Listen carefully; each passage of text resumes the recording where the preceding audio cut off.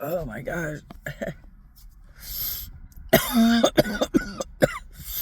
There was just 5 billion tons of gods inside of me blubbering like little kids.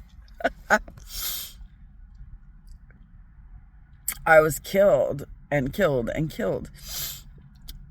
And the United States worked with devils, demons, and evil god enemies to take my sickening unlimited death and make it seem like I was fixable and a bunch of horrifying things they learned to do with sickening enemies to make gods not believe I was as dead as I was so they wouldn't care. Sadly, all that happened was every god found out how actually dead and sickeningly dead I really am, and how much they worked with evil forces to make my death seem like it wasn't suffering, while it kept bursting out suffering more than anyone could imagine.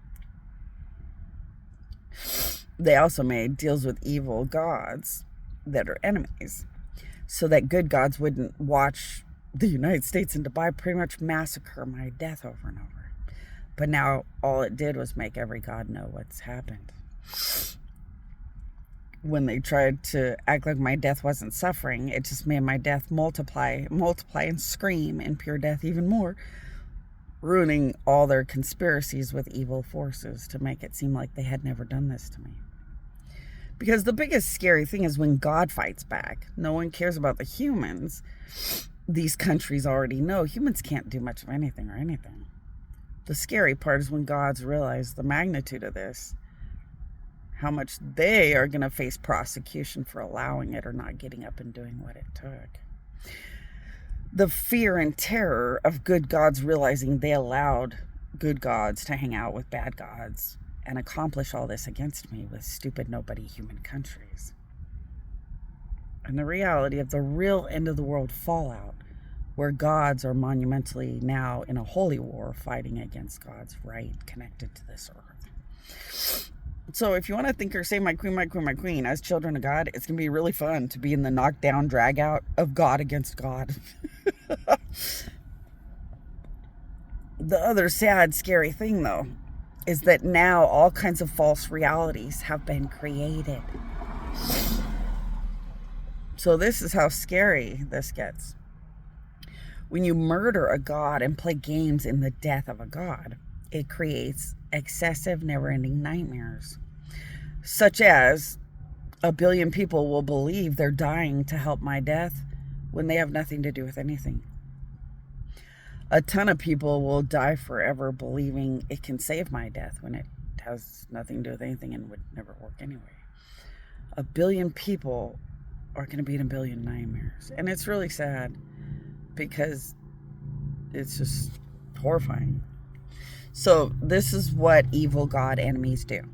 An evil god enemy gets a church to commit crime. When the church commits crime, that evil god enemy has the power of good God church stuff stolen. That good God church stuff stolen because they committed a crime can now be used to hurt people when they're bad. So an evil God enemy can take the crime at church, take that power of God connected to crime at church, and it gives a demon, a devil, and an evil god that's bad power from good gods to do bad things. Now, right away, you're going to say, why would God allow that? Why wouldn't a good God make sure there's some punishment or something the second a church commits crime? They really should have. But gods are passive, and they only want to go to court after a crime. They only want to punish after a crime. After certain crimes like Hitler, gods realized they should punish before crimes, but it was too late. They had made a structure they were stuck in. So it ends at this holy war where gods kill gods and gods fight against gods for an ultimate better future overall. I just wanted to make the video for children of God that want to get into the drama and the ups and downs in the life of all these gods, because there's nothing funner for gods than to talk to you children of God about everything, because it's fun to make a child of God part of the world of God. Gods love that. And the holidays make it so fun and exciting for them. But the real reality is to warn you guys. If you don't stay connected to my queen, my queen, my queen, you might think God, Jesus, or I are suffering and more and walk into your death and more. And it has absolutely actually nothing to do with us. Now, they cannot pretend to be Jesus, God, or I literally, but they have these bad opportunities after what the countries did to me. They have these bad opportunities to just mislead you and make you believe it's kind of some heaven and walk into your death and stuff.